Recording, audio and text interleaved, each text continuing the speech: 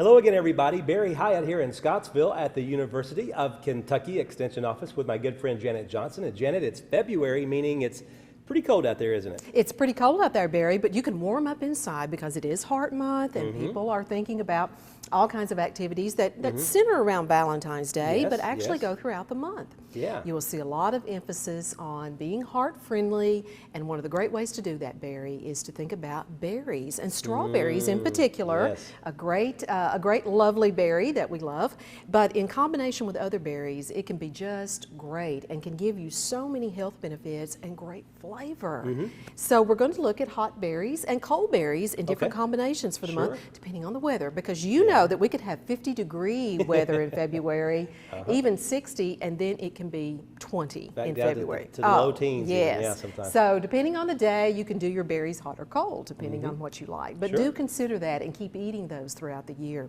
Yeah. So, you know, in making and choosing combinations of berries, you know, strawberries have great value right now because they're on sale. You get great buys on strawberries, and I think a lot of the berries have a good flavor. Obviously, they're not grown in Kentucky and Tennessee right now, not yet, but that's coming.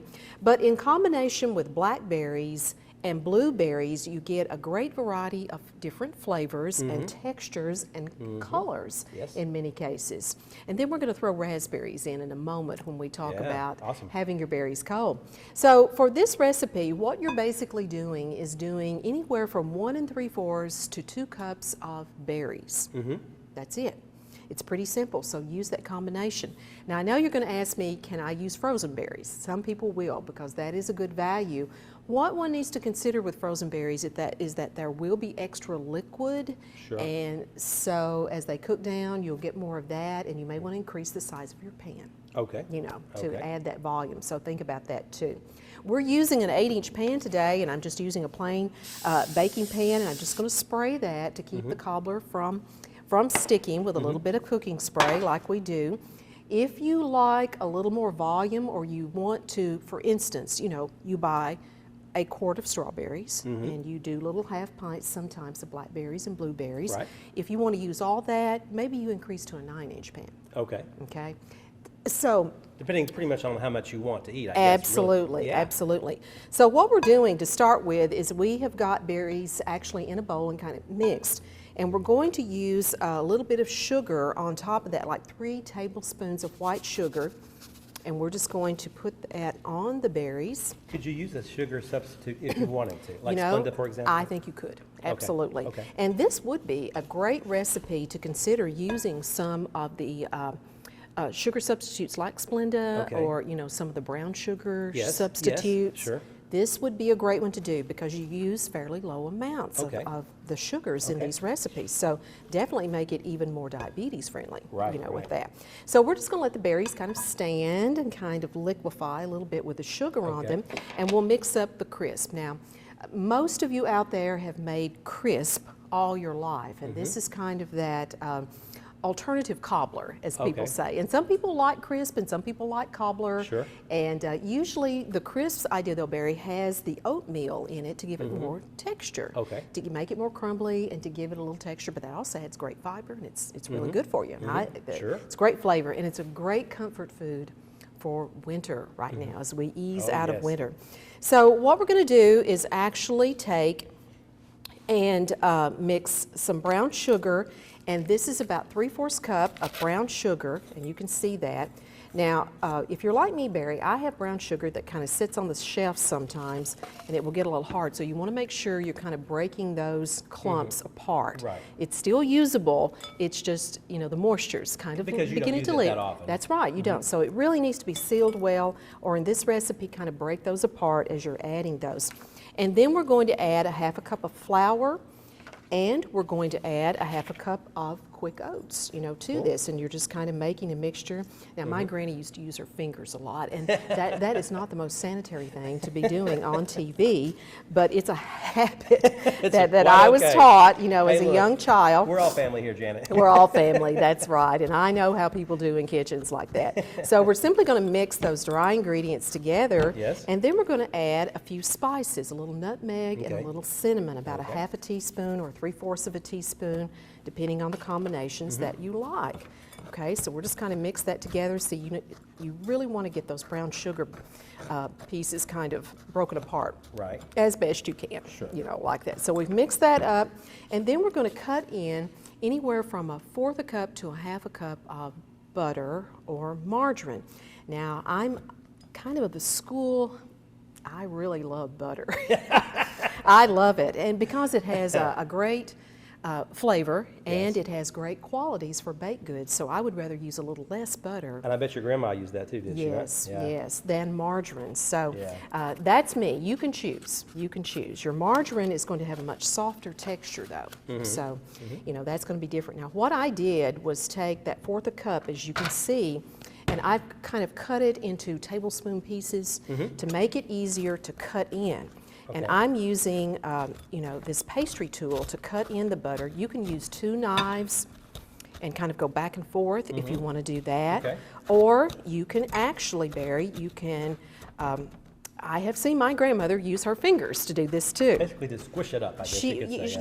You're kind of breaking the butter into smaller pieces and blending that with your dry ingredients so that you disperse the solid shortening in the flour mixture. Right. And that's what you're doing. Otherwise, you're going to end up with bits here, bits there, and it doesn't disperse as easy. Right. So your cobbler basically will have some dry spots. And so, but you know, that's okay. It's not really a bad thing. It's just kind of an appearance thing. So what we're doing is blending this together. And what I'm going to have you do, Barry, I'm going to have you pour the berry mixture that we have right here. Right here, yes, right. Excuse me. No problem. Into the baking pan at this point. We can do that, I think. Yeah, you can make that in there, and I'll work on this butter just a little bit longer and kind of get that worked in some. Okay, there you go. It makes a lot, doesn't it?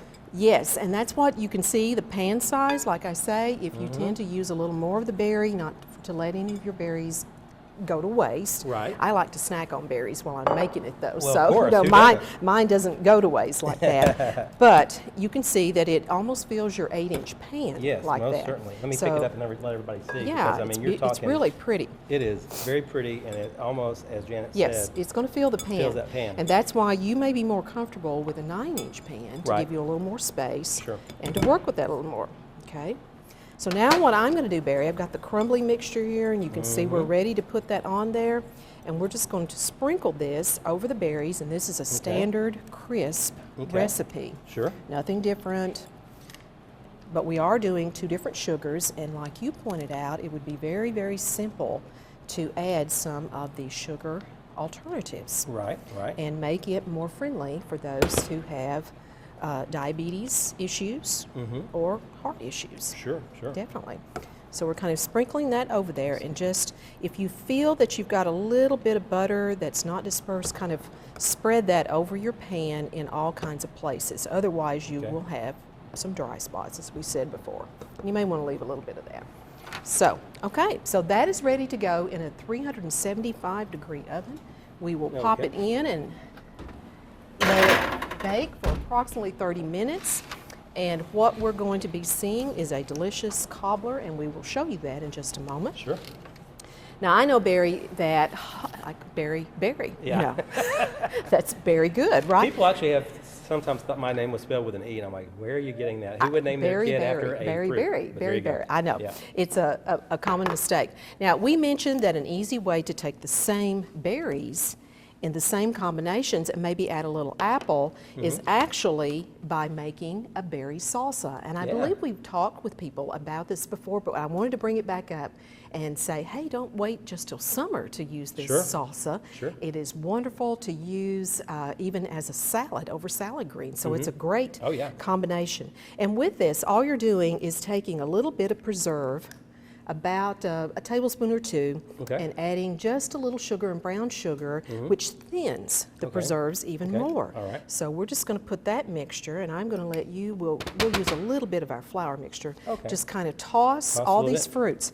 Now, what we did... And you put apples in here, too. I did put some apples just so that we would have a little bit of a different texture with the salsa. Right. Because we all know that berries are pretty soft. Yes. So I've added a little bit of crunch, and so I added a couple of apples. The recipe actually gives you 4 cups of berries. Okay. Raspberries, blackberries, blueberries, strawberries, and 4 cups of apples. Well, that makes a lot. And so you can really just well, you can vary. tell, look. Oh, yeah.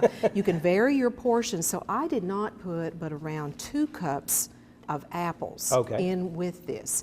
And so it's just a recipe that you kind of do what you've got. Right. And if you want the berries to be more prominent, then don't put as much apple. But the Now, apple does add a great texture to all the berries. How do you chop your apple? Do you just use a knife or do you use something else? I use a knife to do that, and I will cut it in half and then kind of cut the core and then cut into strips and then cut across, you know, just kind of using that rocking motion like that. Okay. Or you could simply core your apple with one of the apple core apparatuses. Right. That'll take the core out, and then just work with the individual wedges in the same way. You know, that's the downside of a salsa. One does have to cut things in small pieces. Right. And if you're doing a fruit salsa like this, and you can see that it smells great, doesn't it? It is delicious, I mean, and you it's can vary just the flavor of this salsa with the fruit preserve that you choose. And so you can pick any kind of flavor on the preserves? Any kind of fruit preserve. Okay. So if you like blackberry, use blackberry preserves, or if you like blueberry, I did strawberry preserves. And did that, or you might even go wild and do something with orange. A marmalade. Marmalade, You could add marmalade if you like a totally different flavor. So berries, hot or cold, is what we're pushing you to consider this month, and take advantage of the wonderful berries that are on the shelves at great values, but they are really, really loving your heart, you know, during February. Very, very healthy. Absolutely. Well, hey, if you guys want this recipe, it's oh so easy to get. You can simply email me at North Central. My email address is barry.hyatt@nctc.com, or you can go to our website, that is www.nctc.com. And Janet, I guess the bottom line in all of this is, I mean, you're trying to promote heart healthiness in the month of February, aren't we? We definitely are. I mean, February is a big candy month due to Valentine's Day, and I love chocolate and I love candy too. But hey, what about some alternatives? You know, let's focus on the berries, and strawberries, of course, get a big play to be chocolate covered. But how about you do a little cinnamon and add some spice to them in a hot or cold method, and it's even better for you. Fantastic. It's great. Well, we enjoyed seeing it today for sure, and I hope you guys did as well.